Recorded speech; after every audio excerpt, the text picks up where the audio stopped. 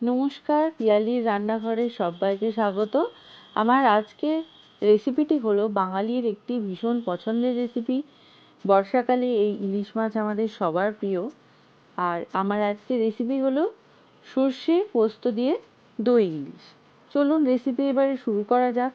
এখানে দেখতেই পাচ্ছেন আমি ইলিশ মাছ খুব ভালো করে কেটে ধুয়ে রেখেছি। আর সাথে লাগবে আমাদের সর্ষে, পোস্ত, কাঁচা লঙ্কা এবং কিছুটা কাজু বাদাম। এবারে একটি মিক্সির জারে প্রথমে সর্ষে, তারপরে পোস্ত, আর দেব কাজু বাদাম এবং কাঁচা লঙ্কা, আর দিচ্ছি টক দই। খুব ভালো করে মিহি পেস্ট বানিয়ে নেব। এবারে এই সর্ষে, পোস্ত, কাঁচা লঙ্কা, টক দইয়ের পেস্ট আমি মাছের মধ্যে মাখিয়ে নিচ্ছি। যে পাত্রে আমি মাছ রান্না করব সেই পাত্রেই আমি মশলা মাখাবো।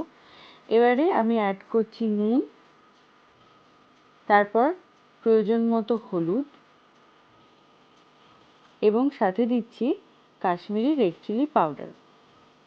আপনারা এখানে ঝাল লঙ্কার গুঁড়ো ব্যবহার করতে পারেন।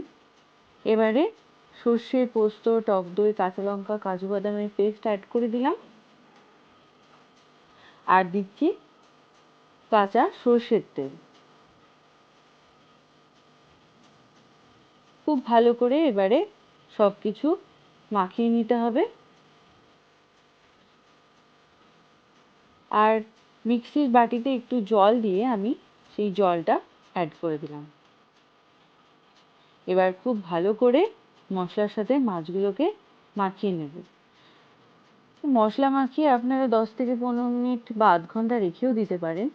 আমার কাছে সময় কম ছিল, তাই আর আমি ম্যারিনেট করে রাখার সময় পাইনি। খুব ভালো করে মাছগুলোকে মাখিয়ে নিচ্ছি মশলার সাথে,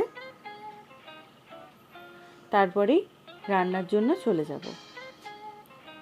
এবার গ্যাসের ফ্লেম অন করে পাত্রটি আমি বসিয়ে দিলাম।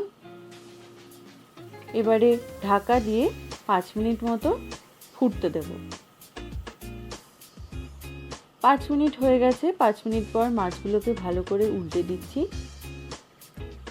একদিক হয়ে গেছে, আর একদিক উল্টে 5 মিনিটের মতো আবারও ঢাকা দিয়ে সেদ্ধ হতে দেব।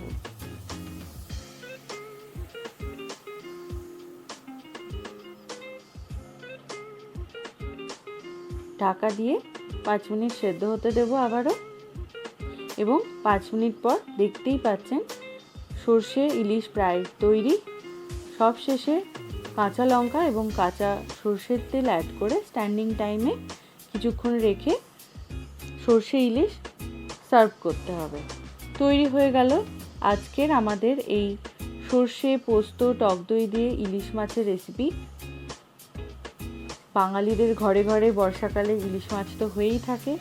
আমার আজকের এই রেসিপি আপনাদের কেমন লাগলো অবশ্যই জানাবেন, এবং যদি ভালো লাগে তাহলে অবশ্যই চ্যানেলটিকে সাবস্ক্রাইব করে পাশে থাকবেন, এবং লাইক, কমেন্ট, শেয়ার করতে কিন্তু ভুলবেন না। দেখা হবে পরবর্তী অন্য কোনো রেসিপিতে। সবাই খুব ভালো থাকবেন।